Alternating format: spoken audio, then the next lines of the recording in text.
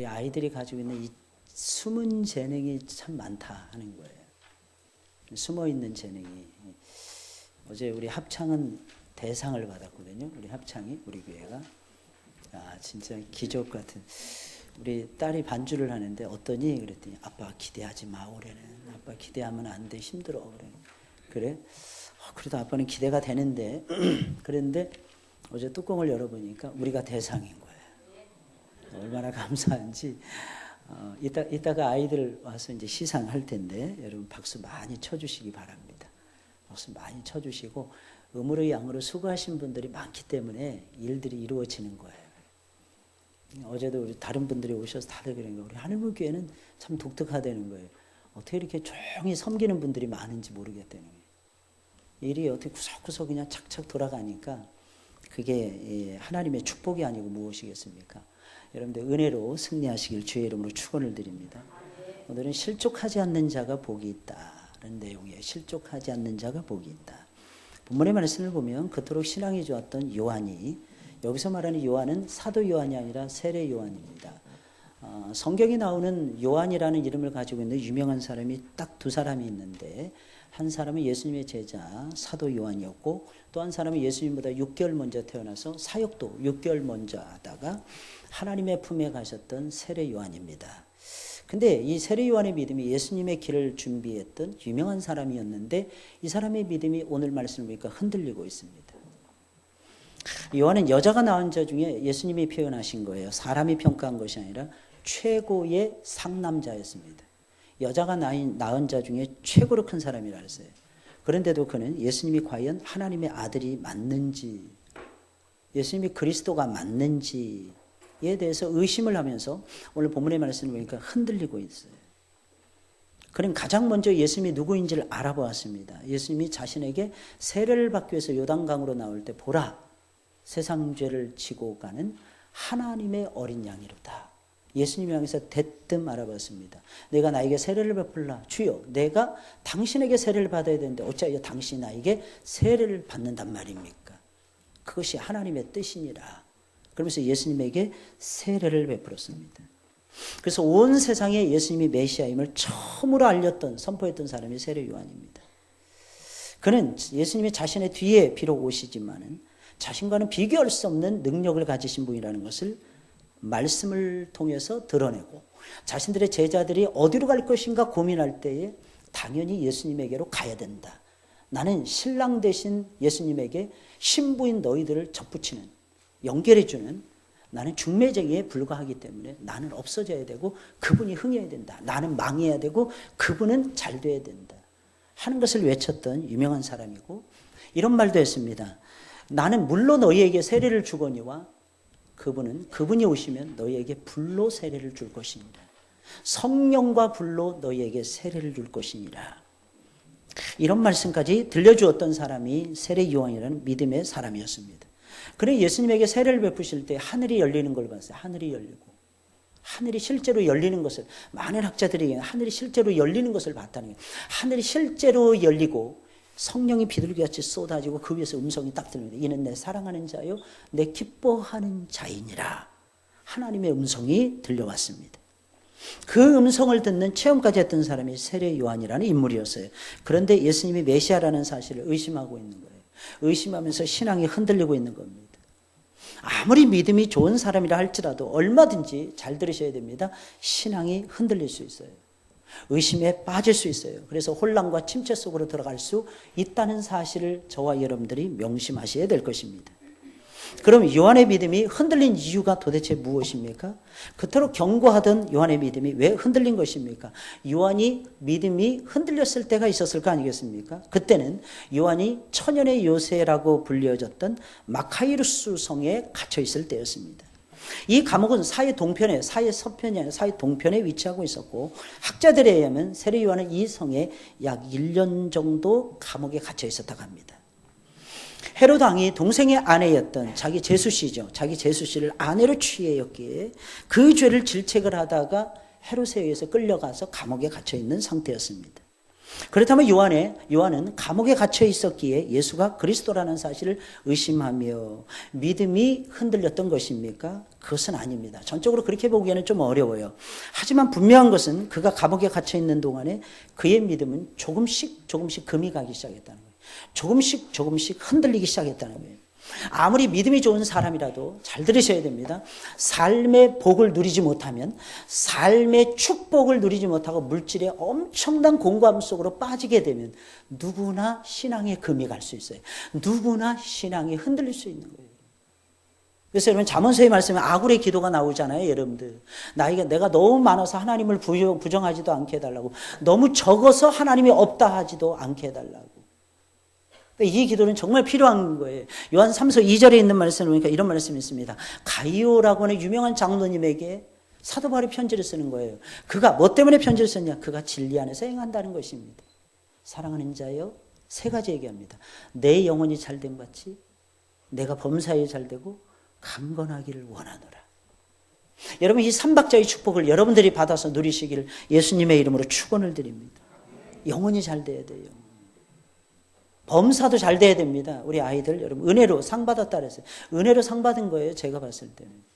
모르죠. 뭐 하늘문교회에서 하니까 하늘문교회 식구들 안 주면 혼날 것 같으니까 상을 줬는지 그건 잘 모르겠어요. 어제도 제가 요한의 시험이 나오니까 저도 어제 시험에 빠졌어요. 어떤 한 친구가 문을 딱 열고 더니 한 초등학교 1학년짜리인가 아마 유치부인가 이게 예배당이 이렇게 작아? 그러는 거예요. 조그만 게.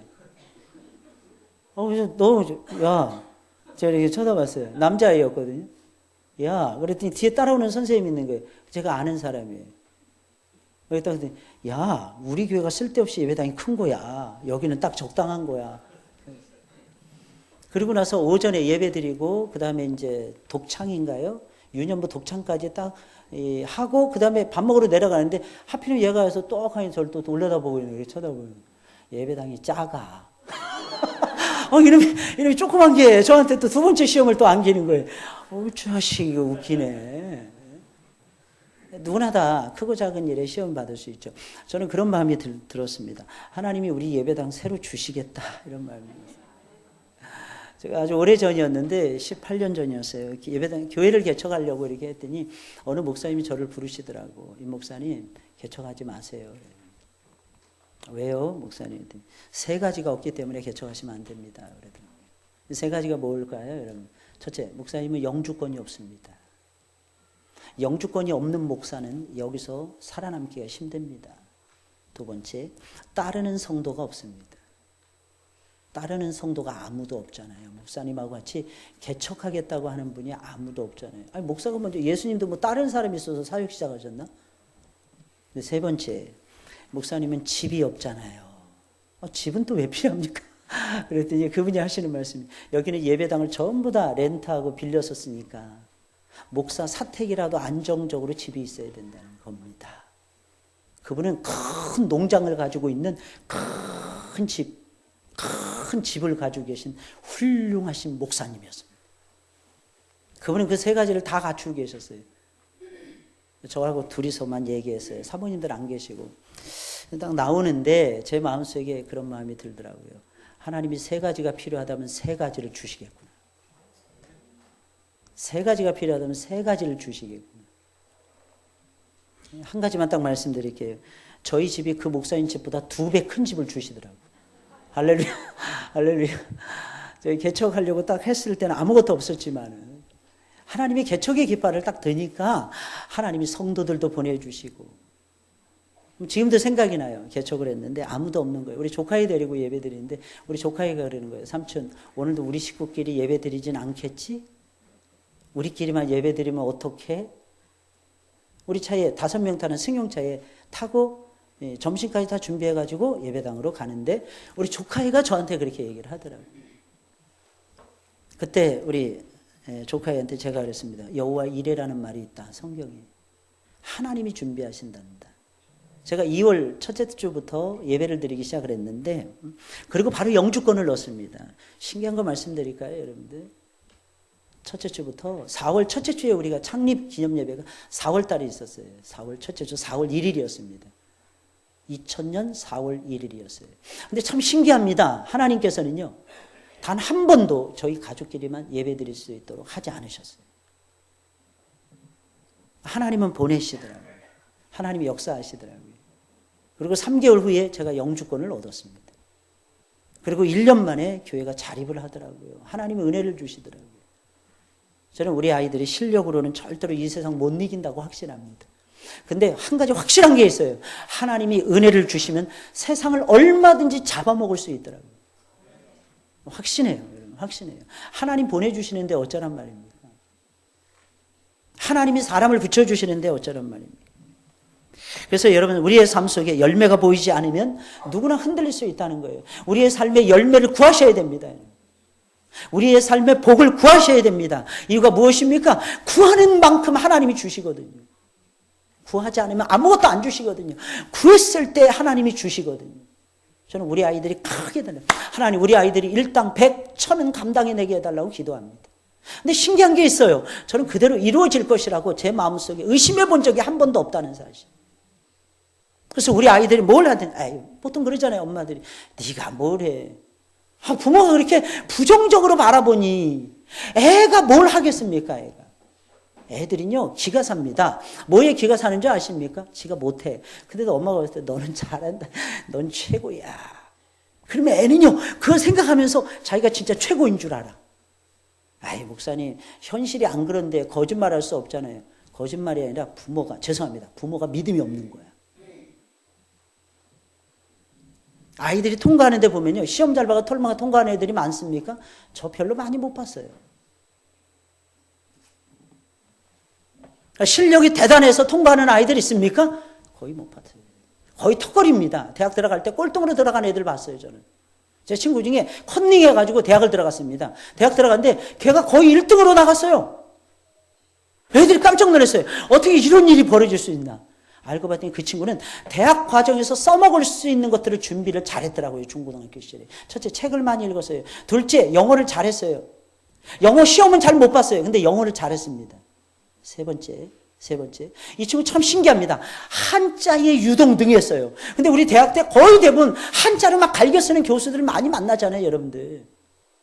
아무도 생각 안 했어요. 왜냐하면 배점이 340개 만점에, 제가 대학 들어갈 때 340개 만점에 5점이었어요, 한문은. 그래서 공부 별로 안 했어요. 1학년 때는 죽도록 했습니다. 왜냐하면 한문이 2학점이었기 때문입니다.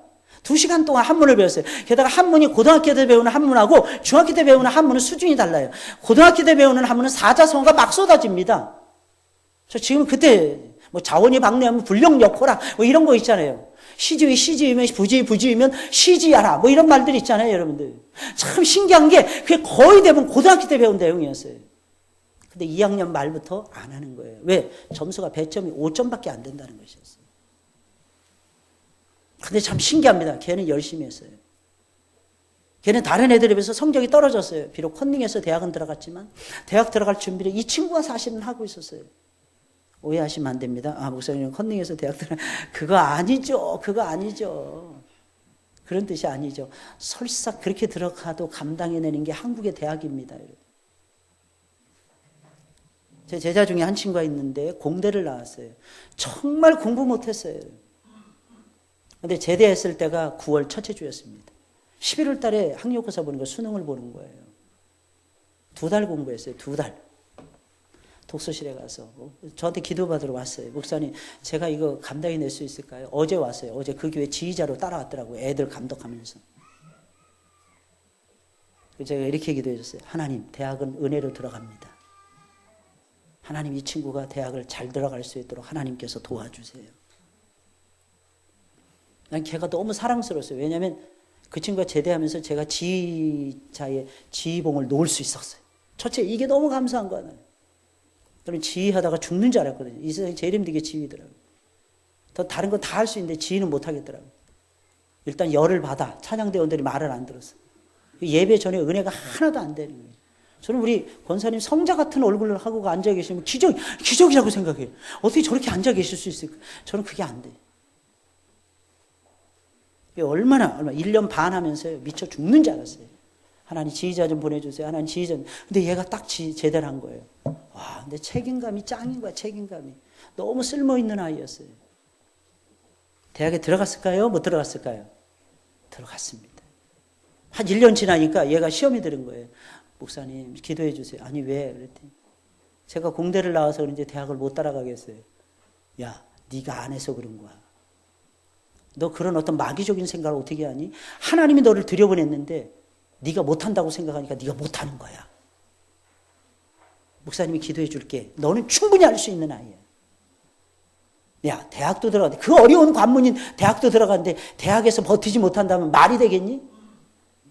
너는 충분히 버틸 수 있어. 결국에는 4년 내내 공부해가지고 정상적으로 대학을 졸업했습니다. 하나님은요, 은혜로 역사하십니다. 사랑하는 여러분들, 삶의 열매를 구하시길 주의 이름으로 축원을 드립니다. 그럼 요한의 믿음을 뿌리채 흔들어 놓은 것은 무엇입니까? 그의 생각이었어요. 그의 생각이 흔들렸기 때문입니다. 생각이 흔들리면 믿음이 흔들려요. 믿음이 흔들리면 삶이 흔들리게 되어 있습니다. 무슨 생각이었습니까? 예수님에 관한 생각이 잘못되어 있었습니다. 예수님이 하신 일이 마음에 들지 않았어요. 그래서 믿음이 흔들린 거예요. 마음이 흔들리니까 믿음이 흔들린 거죠. 마음이 불쾌해지니까 불만을 품고 있으니까 믿음도 같이 덩달아서 흔들린 거예요. 예수님이 오시면 세상이 완벽하게 달라질 것이라고 생각했어요. 근데 예수님이 오셨는데 세상이 안 달라지는 거예요. 예수님이 하시는 사역도 자기와 별반 다를 것이 없는 것이었습니다. 자기도 말씀 중심의 사역이었어요. 예수님도 말씀 중심의 사역이었어요. 여러분, 겉껍데기는 거의 똑같습니다. 근데 안에 가지고 있는 생각, 능력 이런 것들은 차이가 나는데 안 보이는 것들이잖아요, 여러분들. 그래서 마음에 회의가 일어났던 것입니다. 게다가 요한이라고 하는 사람이 심판을 외쳤어요. 도끼가 이미 나무 뿌리에 놓였으니 좋은 열매 맺지 아니하는 나무보다 찍혀 불에 던지우리라. 이게 요한이 외쳤던 핵심 말씀이었어요. 마태복음 3장 10절에 나와 있는 내용이었어요. 근데 예수님이 오셨는데 정반대의 말씀을 하시는 거예요. 예수님은 사랑 타령만 하시는 거예요. 사랑, 사랑, 사랑, 사랑, 사랑, 사랑, 사랑, 사랑. 예수님 사랑만 말씀하시는 거예요. 그러면서 죄인들을 먼저 예수 그리스도께서는 품어주시는 것이었어요. 요한은 나름대로 그리스도에 대한 자기 생각, 상을 가지고 있었어요. 그리스도께서는 의인들은 축복의 자리로 모아주실 것이고 악인들은 불로 태워버리든지 지옥불에 던져버리든지 할 것이라고 생각하고 있었어요. 물론 그것은 사실이었습니다. 왜냐하면 예수님이 오시는 날부터 종말이 시작돼. 그 종말은 마지막 날을 얘기하는 거예요. 마지막 때는 심판이 있는 날 아닙니까? 마지막 날엔 진짜 마지막 날에는 이들이 심판받을 것입니다. 하지만 예수님의 생각과 요한의 생각에는 커다란 차이가 있었어요. 무슨 차이가 있었을까요? 요한은 불의한 죄인은 무조건 벌받고 무조건 심판받는다는 것이었고 예수님은 생각이 좀 달랐어요. 그 가운데서도 말씀을 잘 증거해주면 건질 영혼이 있다고 보신 것입니다. 예수님은 한 사람이라도 더 살려야 된다고 보셨던 것입니다. 그래서 심판의 불을 던지기 전에 먼저 사랑을 부어주셔야 된다. 사랑의 말씀을 들려주어야 된다. 그리고 사랑으로 안아주셨던 것입니다. 요한은 세상의 멸망을 바라보고 있었습니다. 예수님도 마찬가지였어요. 똑같이 세상의 멸망을 바라보고 계셨어요. 그러나 예수님은 망하긴 망했지만 그 전에 꼭 해야만 되는 일이 있다는 것입니다. 여러분, 그것이 무엇입니까? 사랑의 말씀으로 한 영혼이라도 더 설득해서 한 영혼이라도 더 건지자는 것이었습니다. 그러나 이런 모습은 요한이 생각하는 메시아상이 아니었습니다. 왜냐하면 메시아는 당당해야만 됐어요. 왜냐하면 하나님의 아들이었기 때문입니다. 하늘과 땅의 모든 권세를 쥐고 계신 분이었어요. 누구 앞에서도 기가 죽지 말아야 된다는 거예요. 누구에게도 욕을 먹지는 말아야 된다는 것입니다. 누구에게 판단받지도 말아야 된다는 것이었습니다. 이것이 세례 요한이 가지고 있는 생각이었어요. 물론 그 말은 맞았어요. 왜냐하면 두 산이 보였기 때문입니다. 첫 번째 산은 예수님이 십자가에 달려 죽는 산이었어요. 두 번째 산은 예수님이 영광의 재림을 하셔서 수많은 사람들에게 영광을 안겨주는 산이었습니다. 요한은 두 번째 산만 바라보고 있었던 거예요. 영광을 얻으려면 십자가를 져야 된다는 것을 요한이 깨닫지 못하고 있었다는 거예요. 바로 직전이었는데, 왜냐하면 요한은 마지막 구약의 선지자였거든요. 예수님을 알아볼지언정 예수님의 실체는 제대로 이해하지 못하고 있었다는 것입니다. 그래서 그는 예수님의 이런 모습을 바라보면서 실망하며 시험에 빠질 수밖에 없었던 것입니다. 근데 그 점은요, 계속해서 앞으로 등장하는 사두개인과 바리새인들과 유대인들의 모습에서도 똑같이 나타나고 있었어요. 그리고 요한의 믿음이 침체된 것은 자기는 불의에 맞서 싸우다가 감옥에 들어가서 1년 동안이나 썩고 있는데 예수님은 단 한 번도 그를 찾아온 적이 없었고 그에게 위로의 말도 던져본 적이 없었기 때문입니다. 자기는 언제 죽을지 모르는 처지에 놓여 있는데 비참한데 예수님은 한마디 격려의 말조차 해주지 않으신 것입니다. 많은 사람들이 신앙생활하다가 회의합니다. 회의에 빠집니다. 실망합니다. 실족합니다. 그 이유가 도대체 무엇입니까? 자신들이 생각한 하나님에 대한 상이 있는데, 생각이 있는데, 하나님은 자기들의 생각대로 안 해주신다는 것입니다. 세상은 점점 불의가 꽉 들어차는데 왜 하나님은 가만히 계시느냐는 거예요. 지금 나는 정말 어렵고 힘든데 하나님께서 왜 내 사정을 안 들어주시고 왜 이 어려움에서 나에게 노임을 주시지 않느냐 하는 것입니다. 그러나 만약에 그리스도께서, 잘 들으셔야 됩니다, 오시자마자 진노의 불을 쏟아내셨다면 세상이 어떻게 되었겠습니까, 여러분? 아마 한 사람도 남지 못하고 심판을 받아서 흔적도 없이 인류는 사라져버리지 않았을까요, 여러분? 사라지죠, 여러분들. 주님께서 말씀 사역은 안 하시고 허구한 날 감옥에 들어있는 요한만 신방을 갔더라면, 여러분, 찾아가서 위로하는 일만 연신했더라면 어떻게 복음이 증거가 되고, 어떻게 영혼 구원의 역사가 이루어지고, 어떻게 12제자들이 훈련을 받을 수가 있었겠습니까? 내가 알고 있는 그리스도에 대한 상은 바른 상이어야만 되는 것입니다. 내 관점에서 주님을 바라봐서는 안 되고 주님의 관점에서 나를 바라보는 지혜가 있어야 되는 것입니다. 그러면 신앙이 흔들리고 의심과 회의가 일어날 때는 어떻게 해야 되는 것입니까? 덮어놓고 그냥 넘어가야 되는 것입니까? 좋은 게 좋은 거니까 무조건 넘어가면 될까요, 여러분들? 예수님이 누구신가에 대한 의심은 중요한 것이기에, 사랑하는 여러분들, 이건 그냥 넘길 일이 아니에요. 그냥 덮고 넘어갈 일이 아닙니다. 의심이 되는 부분을 덮는다면 죽고 사는 근본적인 인생의 문제를 해결할 수 없을 것입니다. 주님에 대해서 궁금한 것은 얼마든지 발생할 수 있습니다. 그것이 예수님이 어떤 분이시며 그분을 어떻게 하면 잘 믿을 수 있을까? 그분을 어떻게 하면 잘 섬길 수 있을까? 어떻게 하나님 나라의 요긴한 일을 할 수 있을까? 내가 어떻게 하면 주님을 잘 닮아갈 수 있을까? 라고 하는 고민이라면 더더욱이나 그냥 덮고 넘어가서는 안 되는 것입니다. 요한은 그의 믿음이 흔들렸어요. 신앙에 대한 회의가 일어났을 때 어떻게 했습니까? 제자들을 예수님께 보냈어요. 자기가 못 가니까 제자들을 예수님께 보냈어요. 그리고 예수님께 뭐 했습니까? 물어보았습니다. 오실 그이가 당신입니까? 2절 3절이에요. 3절 후반부에 예수께서 여짜오되 오실 그이가 당신입니까? 우리가 다른 일을 기다리오리까? 의심이 일어났을 때 요한은 가만히 앉아만 있질 않았어요. 갇혀있다고 해서 포기하지도 않았습니다. 제자들을 보냅니다. 과연 당신이 성경에 오시기로 약속된 하나님의 아들이 맞습니까? 우리가 아니면 우리가 다른 사람을 기다려야 됩니까? 물었어요. 구약 성경은 메시아는 여호와의 이름으로 오신다고 했고 시편 118편 26절에 나와 있고요. 하나님이 정하신 때에 오신다고 했습니다. 하박국 2장 31절에 나와 있어요. 그래서 요한은 주저없이 자신의 의심을 해결하기 위해서 제자들을 예수님께로 보내서 오실 그분이 당신입니까? 라고 물어본 거예요. 예수님으로 이름으로 주님의 이름으로 오실 분이 당신입니까? 그러면서 아니면 우리가 다른 일을 더 기다려야만 됩니까? 아직 때가 안 된 것입니까? 물으면서 자신의 흔들리는 믿음을 그대로 노출했던 것입니다. 여러분 신앙생활 할 때요, 여러분들 잘 들으셔야 됩니다. 내 믿음이 잘 자라려면 신앙을 감추지 마시고 자꾸 노출하세요. 숨기지 마세요, 여러분들. 이 말 하면은, 우리 목사님이 나를 판단하면 어떻게 하지? 저 말 하면은, 저 구역장이, 저 셀장이 나를 오해하면 어떻게 하지? 자꾸 노출하셔야 돼요. 우리는 병자들입니다. 예수님 앞에 나온 사람들은 전부 다 환자예요. 여러분, 의사 앞에 갔습니다. 배가 너무 아픈 거예요. 근데 배 아픈 걸 숨겨요. 어디가 아픈지 맞춰보세요. 그럼 맞출 수 있을까요, 여러분? 옛날 한의사님들은 눈망울만 보고도 무슨 병인지 알아맞혔다는데 왜 선생님은 못 알아맞추십니까? 그런다면 그 환자는 적당한 치료를 받을 수 없을 것이고 거기에 맞는 약을 투여할 수 없을 것입니다. 의사 선생님 물어보면 어디가 아파서 오셨나요?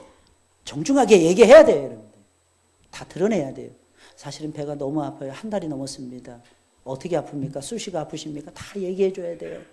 어때요? 소화는 잘 되십니까? 묻는 말에 대답해 드려야 됩니다. 맞춰보세요. 내가 소화가 잘 될까 안 될까? 정신 나가요. 있는 그대로 없는 병도 막 끄집어내야 돼요. 왜냐하면 혹시 모르잖아요. 간혹가다 머리도 아팠다가 안 아팠다가 하는 것 이런 것까지 설명을 해줘야 됩니다. 그럼 이게 연결이 다 되더라고요. 왜냐하면 뭐든지 증상이라는 게 있단 말이에요. 어느 병이든 증상. 그 증상에 따라서 처방을 제대로 내릴 수 있도록 해줘야 된다는 것입니다. 똑같습니다. 하나님 앞에 나왔어요. 왜 감추십니까? 저는 울고 싶은데 데려오고 싶은데. 왜 감추지 마세요, 여러분들. 근데 아무에게나 다 막 그냥 내려놓지는 마시고, 여러분들. 나보다 신앙이 좋아 보이는 사람들 앞에서 내려놓으세요. 저분은 내가 믿을 수 있어. 저분은 내가, 그러다 발등 찍힐 수도 있어요, 여러분. 그러나 찍힌다 할지라도 내려놓으세요, 자꾸. 그러면요, 참 희한합니다. 언젠가는 서로 마음이 이심전심 될 때가 있어요. 노출하고 있는 거예요. 요한은 자기의 믿음. 여러분 생각해보세요. 남자 중에 최고의 상남자였다니까요. 근데 예수님 옆에 나올 때 부끄러움이 전혀 없는 거예요. 그대로 노출하는 거예요. 자기 의심 가는 거 그대로 얘기합니다. 참 신기합니다. 때로는 예수님께서 우리가 노출했을 때 역사하시는 거예요. 예수님에 대한 의심이 생기고 때로는 우리의 신앙이 뿌리채 흔들릴 때가 있을 것입니다. 머리로는 믿어져요. 그분이 여전히 신뢰가 됩니다. 가슴으로 안 되는 걸 어떻게 합니까? 점점 멀어지는데 어떻게 합니까? 그때는 요한처럼 주님 앞에 나오셔야 돼요. 목사 앞에 나오셔야 돼요. 그래서 말씀해 주셔야 돼요. 여러분 신부 앞에 나가가지고 얘기하라는 그런 것이 아닙니다. 무슨 고해성사하라는 것이 아닙니다. 내가 아프고 내가 힘든 부분을 이야기하라는 것입니다. 우리 아이가 이번에 목사님 어디 시험을 봐요. 얘기해 주라는 것입니다. 그래야지 제가 붙들고 기도해 줄 거 아니겠습니까? 여러분. 신기한 거 말씀드릴까요? 하나님이 안 되는 아이도 붙여주시더라고요. 할렐루야. 이게 역사예요. 하나님의 역사라니까요. 여러분. 여러분 하나님 앞에 요한처럼 물어보셔야 됩니다. 정말 주님이 나의 구주가 맞습니까? 이 세상을 만드신 하나님이 맞습니까? 물어봤다는 거예요. 예수님이 정말 하나님의 아들인지 아닌지 알게 될 것입니다. 흔들리는 나의 믿음을 점검할 수 있을 것이며 더 나아가서는 주님께서는 다시 나를 붙잡아 주실 것입니다. 오실 그이가 당신입니까? 라는 질문에 예수님 뭐라고 답변하셨습니까? 요한의 믿음을 예수님이 끌어올리는 답을 예수님이 해주십니다. 그래서 문제가 생겼을 때는 대가를 찾아가야 되는 것입니다. 주님께서는 말씀이 그리스도에 대해서 뭐라고 말하고 있는지, 그 말씀을 따라서 내가 무엇을 하고 있는지 너희는 보고 들은 대로 대답해 주라는 것이었습니다. 오실 그이가 당신입니까? 라는 질문에 예수님은 내가 메시아가 아닌지 알려면, 내가 메시아가 맞는지 안 맞는지 알려면 성경의 메시아가 어떤 일을 할 것이라고 예언되어져 있는지 그것부터 너희들이 찾아야 한단다. 지금 요한의 믿음이 흔들리고 있어요. 제자들의 믿음도 흔들리고 있어요. 이거 찾아왔다는 얘기는 제자들도 몽땅 의심하고 있었다는 얘기입니다. 이 흔들리는 믿음에 제대로 믿음을 다시 일으키려면, 여러분 불과 같은 다시 믿음을 일으키려면 잘 들으셔야 됩니다. 하나님의 말씀이 없이는 안 됩니다. 여러분 왜 그러냐? 말씀을 들어야 믿음이 생기기 때문입니다. 여러분. 근데 이걸 정확하게 예수님이 이때 얼마나 위기를 느꼈겠어요, 여러분들. 예수님이 여기서 삿대질하고 덤비는 거예요. 당신이 메시아가 맞지 않는 것 같다는 그런 얘기를 하고 있는 거예요. 근데 예수님이 흔들리지 않는 거예요. 예수님이 그대로 하나님의 말씀으로 처방을 해주는 거예요. 그런 다음에 내가 하고 있는 일과 그 예언의 말씀과 비교해보면 너희가 알 것이니라. 세례 요한아, 내가 원하는 메시아상을 가지고 있지 말고 성경이 가르쳐주는 메시아상을 니들이 가지고 있어야 하느니라. 네가 처음에 그렇게 했다면 네가 말을 했지 않느냐. 보라 세상죄를 쥐고 가는 하나님의 어린 양이로다. 그가 찔리면 우리의 허물을 인하며 그가 상하면 우리의 죄악을 인함이니라. 그 어린 양이 나라는 것을 내가 먼저 알아보지 않았느냐. 알아봤던 것은 내가 성경을 알았기 때문이니라. 만약에 내가 성경을 몰랐다면 내가 나를 절대로 몰라봤을 것이니라. 내가 나를 알아본 것을 보니까 성경에 깨어 있었느니라. 문제가 있을 때마다 내가 성경에 돌아가야 되는데 내가 어찌하여 나를 향해서 사람을 보냈느냐. 어찌하여 내가 그렇게 믿음이 없느냐. 예수님이 책망하시고 계시는 것입니다. 하나님 진짜 대단하시죠, 여러분.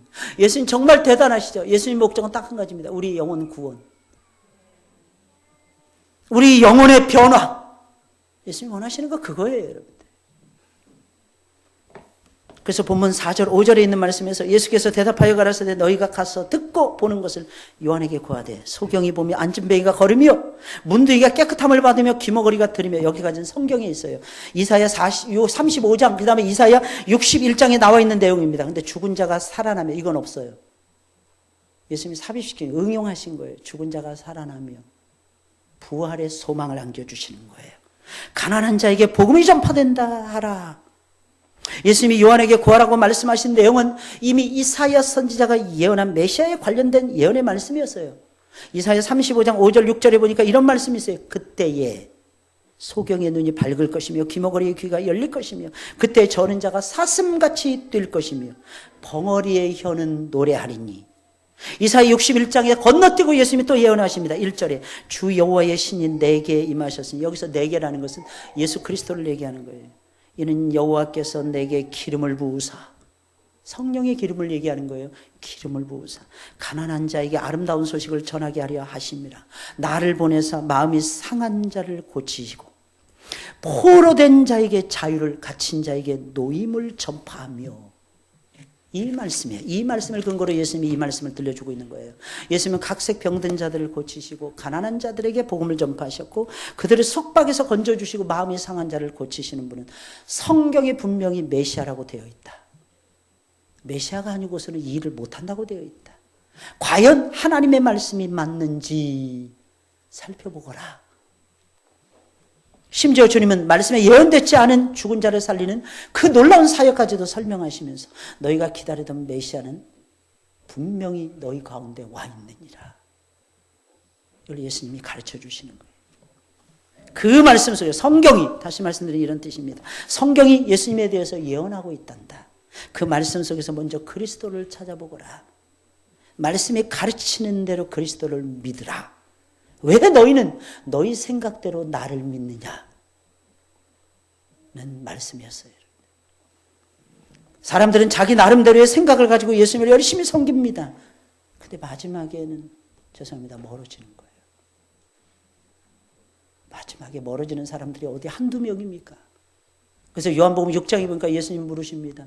너희도 가려느냐? 예수님 물어보시는 거예요. 너희도 가려느냐? 문제는 그 생각이 성경에 맞지 않을 때가 많다는 것입니다. 먼저 성경을 보고 성경 속에서 그리스도가 어떤 분인지 찾아내셔야 됩니다. 주님을 믿는 이유가 무엇입니까? 여러분들의 삶의 풍요를 가져다 주어서, 여러분들의 삶에 뭔가 역사를 하나님이 일으켜 주셔서, 아니면 여러분들의 병든 몸을 고쳐주셔서, 아닙니다. 우리가 주님을 믿는 이유는 딱 한 가지입니다. 성경에 그분이 하나님의 아들이라고 적혀 있기 때문입니다. 하나님의 아들이신 주님께서도 성경을 통해서 자신을 드러내시고 계시는데 왜 사람들은 성경이 아닌 현실 속에서만 주님을 만나려고 하는지 이해가 가지 않아요. 도통이 이해가 가지 않습니다. 그래서 어느 교회는 역사가 있네 없네 자기네들이 판단하더라고요. 아주 오래전이었어요. 어떤 분이 저한테 실망했다고 시험에 들었다고 얘기하더라고요. 목사님 섬기는 교회는 하나님의 역사가 없습니다 라고 말씀하시더라고요. 제가 깜짝 놀랐어요. 집사님 시험에 들은 거 확실하네. 그래서 제가 일일이 열거를 했습니다. 왜냐하면 제가 기도해 주는 집사님이었기 때문입니다. 집사님 가정에 이런 문제가 있었는데 해결됐습니까? 안 됐습니까? 됐습니다. 집사님 가정에 딸의 문제 이런 문제가 있었는데 해결됐습니까? 안 됐습니까? 됐습니다. 집사님 기도하는 내용에 이런 문제가 있었는데 하나님이 해결해 주셨습니까? 안 해주셨습니까? 해 주셨습니다. 이것은 하나님의 역사입니다. 집사님 왜 하나님의 역사를 집사님이 땅에다가 패대기를 치십니까? 더 크신 하나님의 역사를 체험하기를 원하신다면 지금까지 집사님에게 허락해 주신 하나님의 역사를 세어보셔야죠. 그걸 셀 수 있는 지혜와 능력을 갖추셔야죠. 하나님의 역사는 가까이 있습니다. 절대로 멀지 않습니다. 사랑하는 여러분들 이 점을 꼭 기억하시고 자꾸 현실 속에서만 주님의 역사를 찾으려고 하지 마시고 먼저 말씀 속에서 찾으시고 그리고 믿음으로 장착하시고 그 믿음으로 현실을 바꾸어 가세요. 여러분들. 그러면서 주님은 누구든지 나를 인하여 실족하지 아니하는 자는 복이 있도다 라고 말씀하고 계십니다. 마지막 절이죠. 6절이죠. 여기서 실족은 넘어지는 것을 얘기하고 가던 길에서 이탈하고 쓰러지는 것을 얘기하는 것입니다. 주님께서 기대하는 모습을 안 보여주신다고 넘어지는 사람들이 오늘날 참 많습니다. 대부분이 그래요. 믿다가 다 실족한 분들 대부분 다 그렇게 얘기하더라고요. 주님이 내 마음대로 안 해주신다고 낙심합니다. 절망합니다. 실망합니다. 나를 사랑하는 사람은 나를 축복해야 된다고 믿습니다. 나를 싫어하는 사람과 미워하는 사람은 벌 받아야 된다고 생각합니다. 그런 주님을 기대하고 살아갑니다. 그러면 반드시 주님 때문에 실족할 것입니다. 왠지 아십니까? 주님은요. 내 마음대로 내 생각대로 움직여 주시는 분이 아니라 하나님의 경륜을 따라 하나님의 뜻대로 움직이시는 분이시기 때문입니다. 요한은 잘 나가다가 인생의 마지막 순간에 가서 넘어졌어요. 여러분. 실족해요.